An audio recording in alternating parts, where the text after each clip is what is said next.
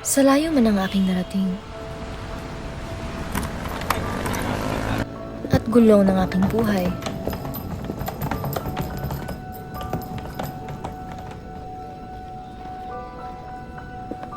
iisa lang ang lagi kong hinahanap.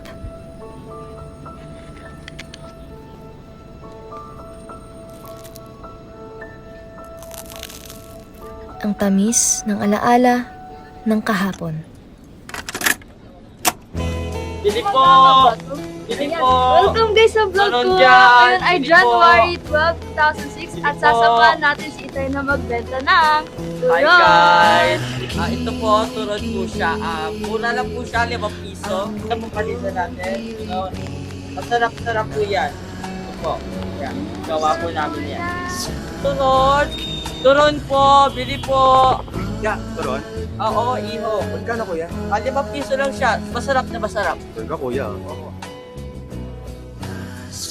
Ito po kuya, bakit? Wait na, may sukli ka pa, iho ah. Sige, sige.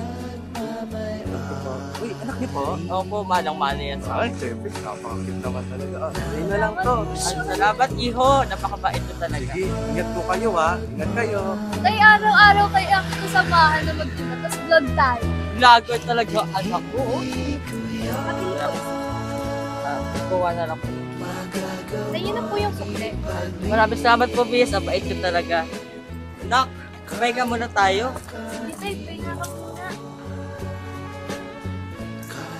Tay, ano po yung nilalako nyo? Turon? Turod po, Bis. Sukli pa po kayo, Bis. Kuha lang po kayo. Uy, si Rose ba to? Ang laki mo na. Hindi na daw bata. Sige po sa inyo. Salamat po, Bis. Napakabait ko talaga. Thank you po. Saging, asukal, wrapper. Ang daling gawin, di ba? Pero, ang hirap tapatan ng tamis ng galing sa pagod at pagmamahal ng isang ama. May taglay na potassium, vitamins, at lakas para sa buong araw. Simple lang naman ang nutrisyong ibinibigay ng turon, ngunit para sa amin, ito ang lakas na nagtaguyod sa aming pamilya. Gawa po namin yan. Mura lang po siya. 5 piso. Natupad na ang pangarap mo, Tay. Maraming salamat po. Pakisabi na rin po kay Nanay, narito po ang inyong sukli. Kahit sa buhay